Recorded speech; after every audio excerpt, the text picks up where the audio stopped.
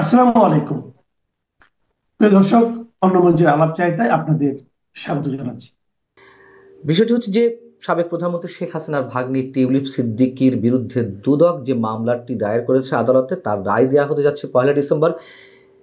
এবং সেই মামলাকে কেন্দ্র করে দুদকের অভিযোগের বিরুদ্ধে টিউলিপ সিদ্দিকীর পক্ষে ব্রিটেনের যে 6 প্রখ্যাত আইনজীবী একটি চিঠি দিয়েছেন লন্ডনে বাংলাদেশ হাই কমিশনার বরাবর।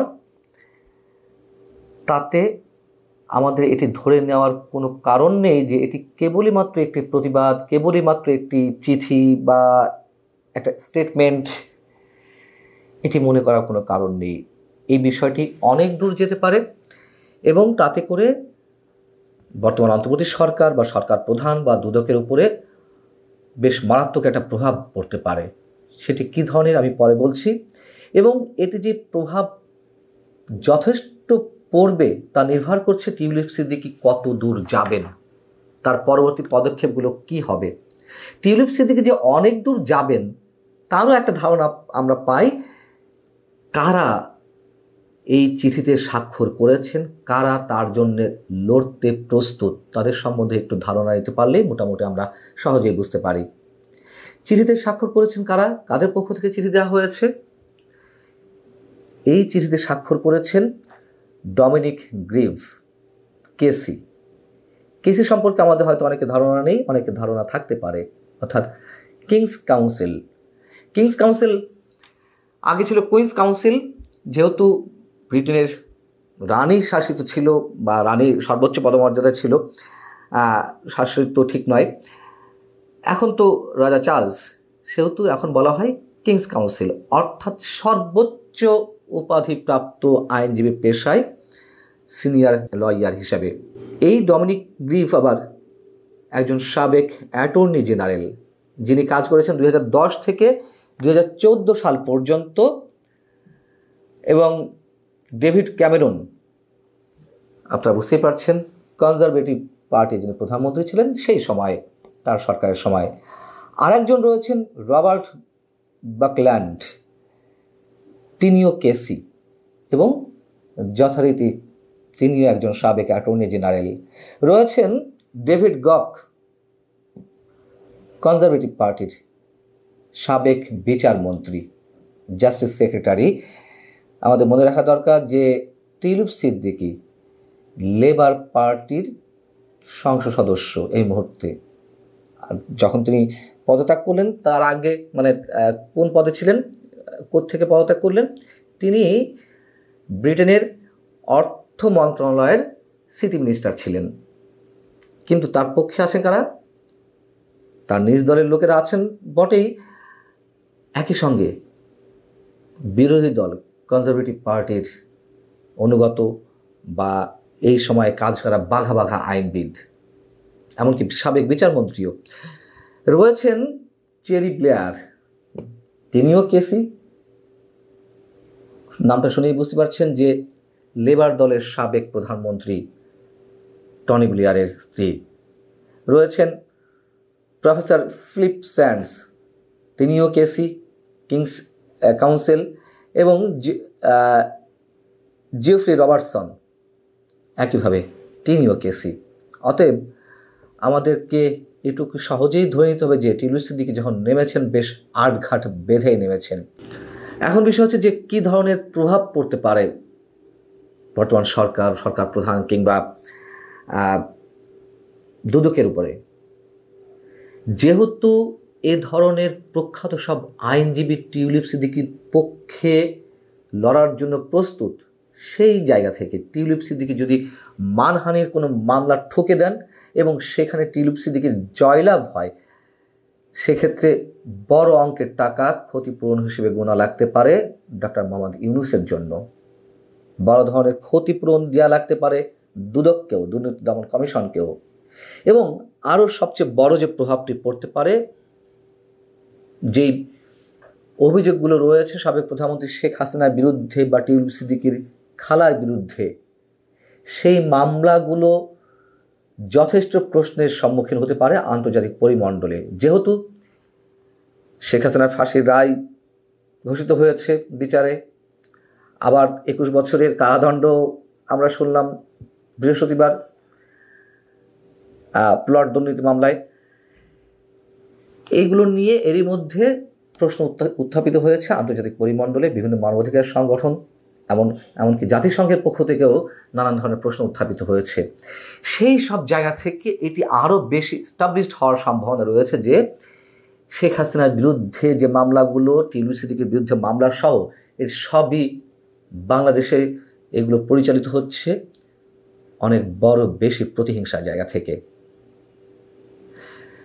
এবং সবচেয়ে গুরুত্বপূর্ণ যেই বিষয়টি টিউলিপ সিদ্দিকীর পক্ষে যুক্তি হিসেবে উপস্থাপন করা হয়েছে এই চিঠিতে, তা হচ্ছে তিনি তো পলাতক নন, তিনি ব্রিটেনের নাগরিক, ব্রিটেনে তার জন্ম, ব্রিটেনে তিনি রাজনীতি করছেন, ব্রিটেনের বর্তমান সংসদ সদস্য, ব্রিটেনের সরকারের মন্ত্রী পরিষদেও তিনি ছিলেন। এখানে যে কথাটি বলা হচ্ছে তা হচ্ছে এরকম যে মিসেস সিদ্দিকীর বিরুদ্ধে যে অভিযোগ দায়ের করা হয়েছে সে অভিযোগ এবং প্রমাণের সাথে সম্পর্কিত কোনো তথ্য উপস্থাপন করা হয়নি, বরং মিডিয়া রিপোর্ট থেকে দেখা যাচ্ছে যে যদিও তিনি যুক্তরাজ্যে জন্মগ্রহণ করেছিলেন এবং তার প্রাপ্তবয়স্ক জীবন এখানেই কাটিয়েছেন, তবু তার সাথে এমন আচরণ করা হচ্ছে যেন তিনি একজন বাংলাদেশি নাগরিক এবং বাংলাদেশে বসবাস করছেন। এই যে বক্তব্যগুলো, তার মধ্যে আলাদা একটা টোন আমরা লক্ষ্য করতে পারি। বাংলাদেশ সরকার ধরে নিয়েছে যে টিউলিপ সিদ্দিকী বাংলাদেশের নাগরিক, কিন্তু ব্রিটেন সেটি কোনোভাবেই সেই দৃষ্টিতে দেখছে না। তারা মনে করছে তাদের সরকারের সাবেক একজন মন্ত্রী বা বর্তমান সংসদ সদস্যের বিরুদ্ধে বাংলাদেশের প্রতিহিংসার জায়গা থেকে বাংলাদেশের বর্তমান অন্তর্বর্তী সরকার এই মামলাগুলো পরিচালনা করছে বা অভিযোগগুলো দায়ের করেছে। এখানে বলা হচ্ছে যে তার সাথে এমন আচরণ করা হচ্ছে যেন তিনি একজন বাংলাদেশি নাগরিক এবং বাংলাদেশে বসবাস করছেন। এবং খুব অদ্ভুত যুক্তি, মানে অদ্ভুত ঠিক নয়, খুব জোরালো যুক্তি তুলে ধরা হয়েছে। তিনি যেসব নথিপত্র দেখেননি সেগুলি প্রসিকিউশন কর্তৃক বাংলাদেশের ঠিকানাগুলিতে পাঠানো হয়েছে, যেগুলির সম্পর্কে তার কোনো জ্ঞান বা সংযোগ নেই বলে তিনি দাবি করছেন। অর্থাৎ টিউলিপ সিদ্দিকীর বিরুদ্ধে যে অভিযোগ বা নানান ধরনের নথিপত্র কোথায় পাঠানো হচ্ছে, বাংলাদেশের কোনো একটি ঠিকানাতে টিউলিপ সিদ্দিকী একটি ঠিকানা পাওয়া গেছে বা দুদক মনে করেছে এটি তার ঠিকানা, সেগুলোই তাদের নথিপত্রে সংযুক্ত করা হয়েছে এবং সেখানে যাচ্ছে। বলা হচ্ছে যে এই নথিপত্রগুলির জবাব দিতে এবং আদালতে হাজির হতে না পারার কারণে দুদক এবং প্রসিকিউশন এই সিদ্ধান্তে উপনীত হয়েছে যে মিসেস সিদ্দিক একজন পলাতক এবং অনুপস্থিতি তার বিচার করা যেতে পারে। এই ধরনের প্রক্রিয়া কৃত্রিম এবং মামলা পরিচালনার একটি কল্পিত এবং অন্যায্য উপায়। যেহেতু তিনি যুক্তরাজ্যে থাকেন এবং যুক্তরাজ্যের একজন নাগরিক, তাই তিনি স্পষ্টতই পলাতক নন। তিনি একজন নির্বাচিত সংসদ সদস্য যার সাথে হাউস অফ কমন্সে যোগাযোগ করা যেতে পারে। মানে বলা যাচ্ছে যে সরকার যে আসলে এগুলো ইচ্ছাকৃতভাবে তাকে জবাব দেওয়ার সুযোগ দেওয়া হচ্ছে না, তিনি যাতে মামলায় লড়তে না পারেন সেই সুযোগগুলো দেওয়া হচ্ছে না। তিনি তো ব্রিটিশ এমপি, এটি বাংলাদেশ সরকারের খুব ভালোভাবেই জানার কথা, সবাই জানে। তাহলে ব্রিটিশ পার্লামেন্টে তার ঠিকানায় কেন পাঠানো হয়নি তার চিঠিপত্রগুলো? তারা বলছেন, এই 6 প্রখ্যাত আইনজীবী, যদি তার প্রত্যর্পণের জন্য উপযুক্ত কারণ থাকে তবে অভিযোগের মুখোমুখি হওয়ার জন্য তাকে বাংলাদেশে প্রত্যর্পণ করা হবে। যে যথাযথ প্রসিডিউর মেনে তার বিরুদ্ধে যত যা অভিযোগপত্র সব পাঠানো হোক, তাকে নক করা হোক এবং তিনি প্রস্তুত, তাকে পাঠানো হবে, আমরা তার হয়ে লড়ব। যুক্তরাজ্যের পার্লামেন্ট সদস্য টিউলিপ সিদ্দিকী বাংলাদেশের নাগরিকত্ব রয়েছে, একথা আবার দুদক গণমাধ্যমে জানিয়েছে। এর আগে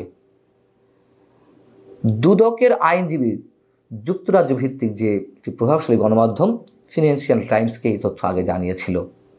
যদিও টিউলিপ বলে আসছেন যে বাংলাদেশে তার কোনো নাগরিকত্ব নেই, এবং এটা তো খুব সহজে বোঝা যায় যে এই ধরনের কোনো কিছু যদি থাকতো তাহলে তিনি সেখানে রাজনীতিই করতে পারতেন না। এত সহজ না বিষয়গুলো। এছাড়া ওই চিঠিতে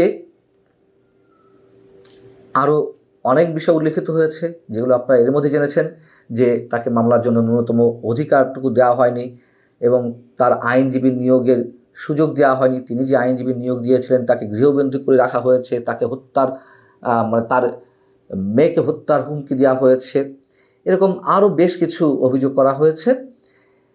শেষে এসে এখানে বলা হচ্ছে যে ক্ষমতাসীনরা দুদকের পক্ষ থেকে বা সরকারি দল তো নয়, মানে সরকারের কর্তা ব্যক্তিদের মধ্য থেকে অনেকে এমন সব মন্তব্য দিনের পর দিন অসংখ্যবার গণমাধ্যমে করা হয়েছে, এমনকি ডক্টর মোহাম্মদ ইউনূসও করেছেন টিউলিপ সিদ্দিকীর বিরুদ্ধে অযাচিত মন্তব্য।